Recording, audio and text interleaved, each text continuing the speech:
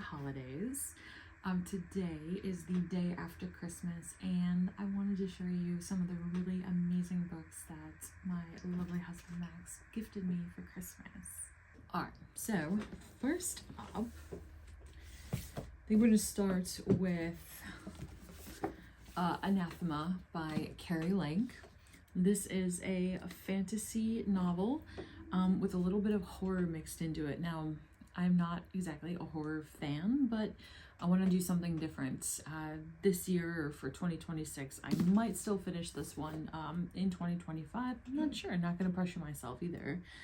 So yeah, I am branching out in a lot of my subject matter or genres because I really enjoy different things other than just fantasy. So I don't know exactly a whole lot about this book. There are whispers about what lurks in Witch Nell, the forest where sinners go to die. The villagers call it the Eating Woods because what's taken over is never given back. Only those who've lost their senses would dare to go near it, or the banished. Mavis Bronwick knows better than to breach the misty labyrinth of trees, but a tragic turn of events compels her beyond the archway of bones to a boundary no mortal has crossed before, one that cloaks a dark and fantastical world that's as dangerous as it is alluring. It's there that he dwells, the cursed lord of... I almost said Eldritch, it's definitely not Eldritch. Eidolon, the one tasked to keep her children from the magehood that seeks to crucify her in the name of an arcane prophecy. Zavander Rydane, oh boy, these words, these names, I mean, known to his prey as a scorpion, is the coldest, most calculated assassin in all of Etheria. Interesting. Because I feel like there's another author whose world is also called Etheria, but they're not in any way related. Mavis' blood is the key to breaking his despised curse and vanquishing the slumbering evil in Witch Nell. Unfortunately for Lord Rydane, fate has other plans for the irresistible little enchantress and his growing obsession with her threatens to destroy everything, including himself. So it sounds like this is definitely going to be she goes into the evil woods. Obviously, I'm assuming something happens with the evil lord, but I'm curious about the horror aspect of it. So I'm looking forward to this one. It's, again, unlike something I have ever read.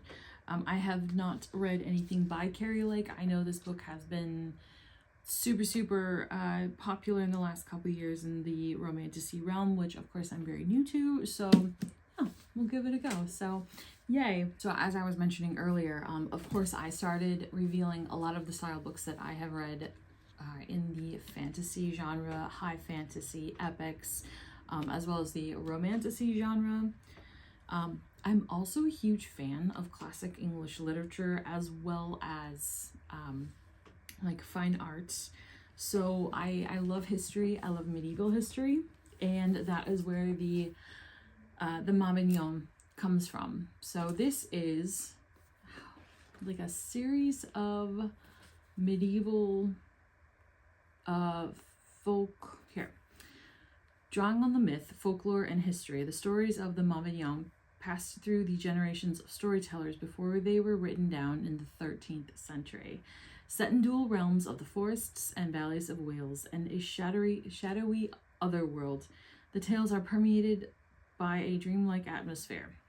And the Math of son of Mathany, two brothers plot to carry off the virginal Gowan, while in Mabinogion, son of Lear, a spell is cast over with the chief. So these are just a multiple stories that were told verbally, that were passed down, of course, and they weren't written down until the 13th century, which is really fascinating. So as much as I love fantasy, epic fantasy, high fantasy, it all came from somewhere, right? It all came from medieval history, tales, folklore, myths of older cultures.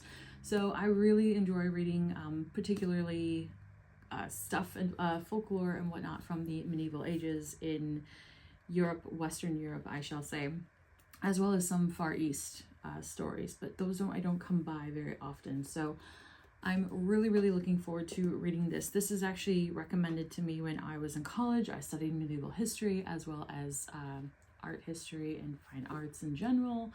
And this is one of the books that I just never picked up. It was supplemental reading. And now I'm like, you know what? I've never read something like this before, or I have read things like this before, just never this particular one. So why not? I'm going to try it out. So yes, that is the Mabinogion.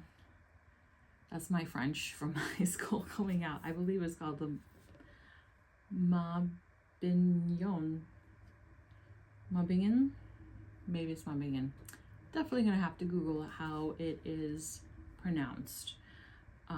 I took French and I took Latin, and I don't foresee what that could be, but that's how I'm speaking it.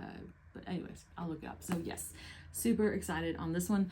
This book actually was recommended online by Frederick Atkinson, and he actually sparked it lit a spark when he mentioned what it was and showed the title. I'm like, oh my gosh, I was recommended that. So I'm really excited to read this one for sure. And the final book that my husband got me for Christmas, or that I got for Christmas, is The Revolt of the Angels by Anatole France. The Revolt of the Angels by Anatole France, translated by Mrs. Wilfred Jackson, explores the themes of rebellion and freedom as Arcade, an angel in Paris, leads a revolt against divine authority.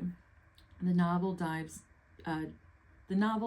into philosophical questions about morality, autonomy, challenging traditional perceptions of good and evil.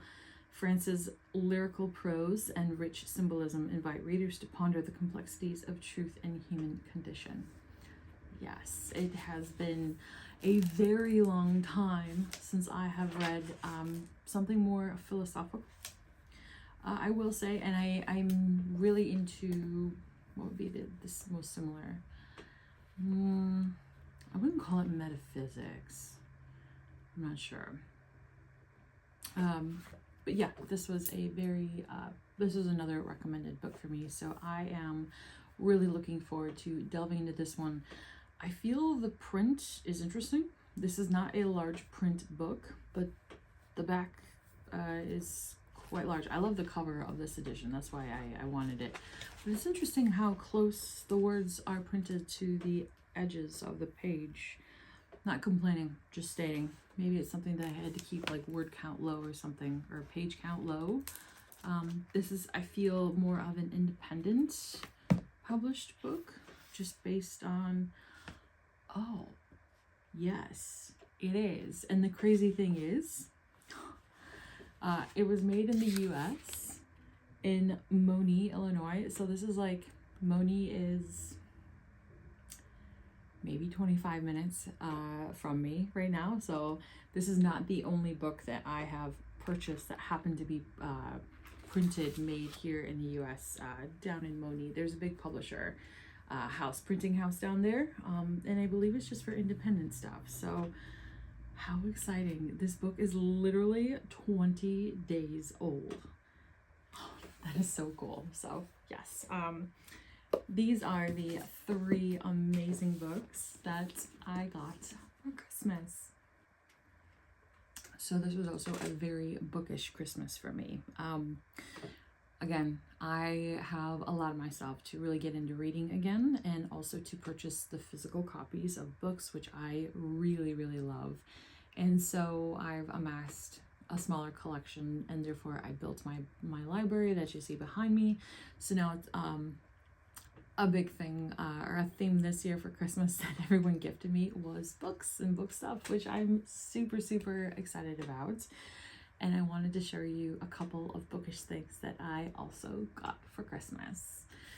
The first thing is a miniature for my library. I see these on the Book Talk, and I see these on Bookstagram, and they just look like so much fun, right? I love building things.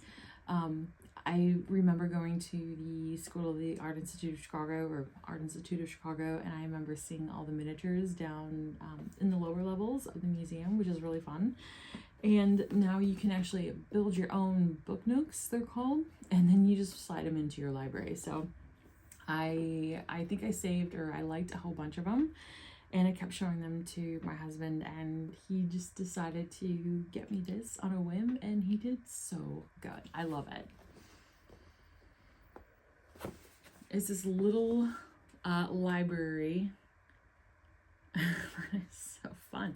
And it has of course the ornate lamps. It's 2 levels.